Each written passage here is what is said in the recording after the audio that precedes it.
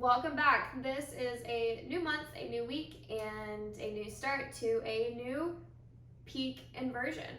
So this month's inversion is headstands. It is not a handstand, it is a headstand.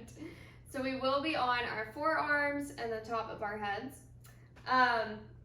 If you have never done this before, I recommend just watching this video for informational purposes and then going on to week one's flow so that you can warm up properly, have some guidance going into it, I guess, and just be mindful of your surroundings, especially if you're practicing at home with furniture around you.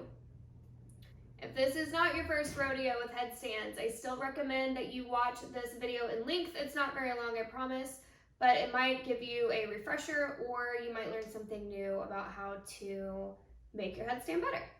So if you're newer to the headstand game, I recommend being up against a wall. Now, I don't really have a proper wall to be up against for demoing purposes. So just imagine that there is a wall right here in front of me. The purpose of the wall is to keep you safe if you fall back. I don't necessarily want you to be leaning on the wall or practicing using the wall immediately. So keep that in mind as we're working our way up, upside down. But if you do end up falling into the wall and you feel like you can still hold your handstand, readjust, use it to your advantage. I just don't want you to begin to use it as a crutch. So we're gonna practice by just having it there for safety as a little spot, and that's it. To begin, we will be facing our wall. We're gonna drop down to our knees, finding a tabletop pose. Now I'm gonna walk through this twice, and I want you to watch me the first time, and then step by step we'll do it again, and you can practice with me step by step. So we'll begin in a tabletop pose. We'll drop down to our forearms, palms facing forward, and then grab opposite elbows.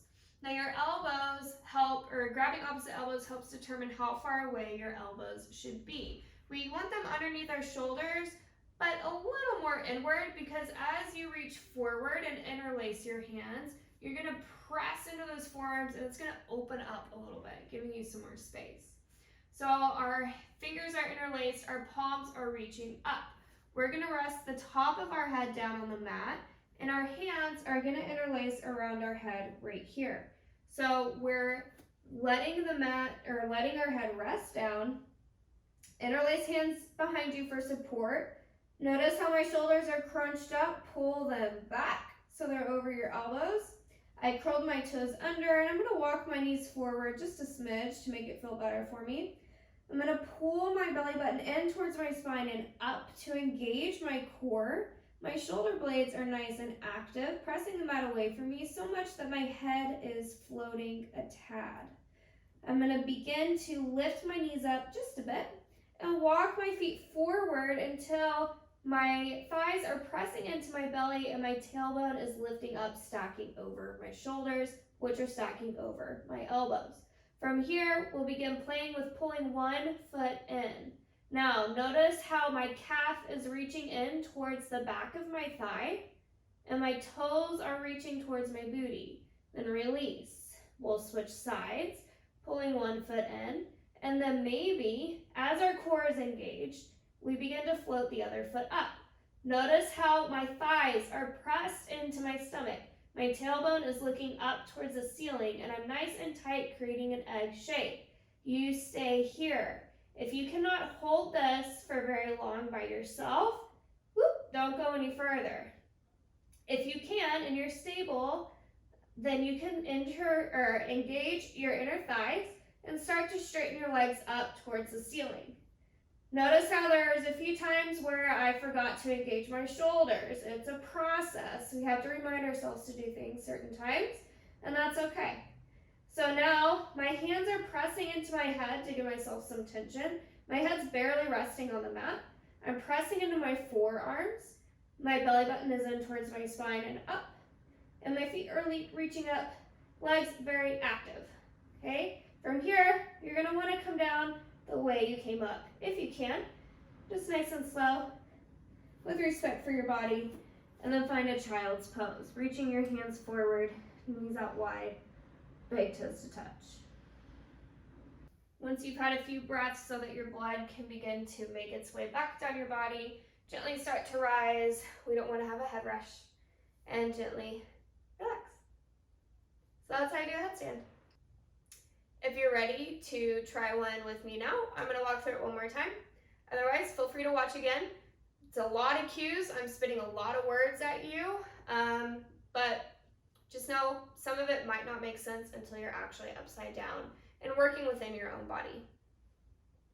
So to begin, we find our tabletop pose.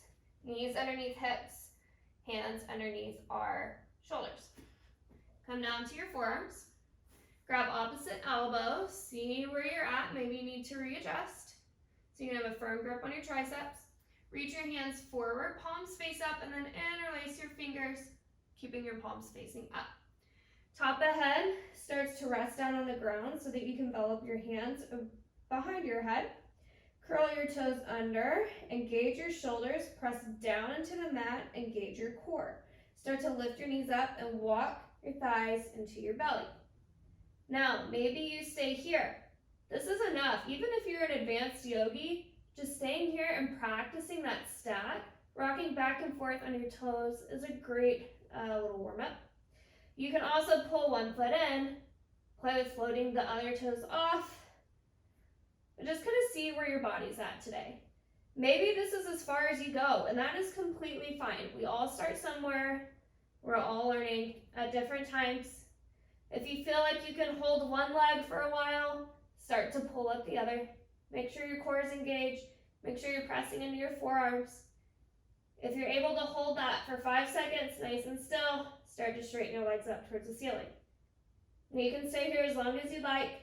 You can also play with your legs if that's comfortable for you.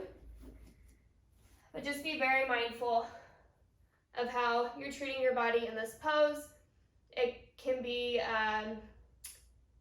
dangerous if you don't do it properly, and we really like our neck, so make sure that you're not doing anything to harm it. Try to be as safe and mindful as possible. One thing I do want to note, if you just tried that, we will not ever be jumping into a headstand like this, trying to get up, okay? That is unsafe. You can hurt yourself quite a bit. You can also, it's also just insanely more difficult to create, taking all that energy that you created by kicking and swarming around and try to tighten it up and bring it back into the center. So what we're doing is slower. It is harder because you are engaging the muscles that need to be engaged, and over time, you'll be able to float up and down nice and slow. You won't have to go from, oh, I can kick up, to, oh, I need to properly learn how to do this later on down the road, because you're learning it right now. Okay, that's all I got for you. If you're ready, or maybe you already did it, I don't know, but make sure that you try the week 1 of headstands. It's a lot of fun, it is a great flow, and I hope you enjoy it. Thank you.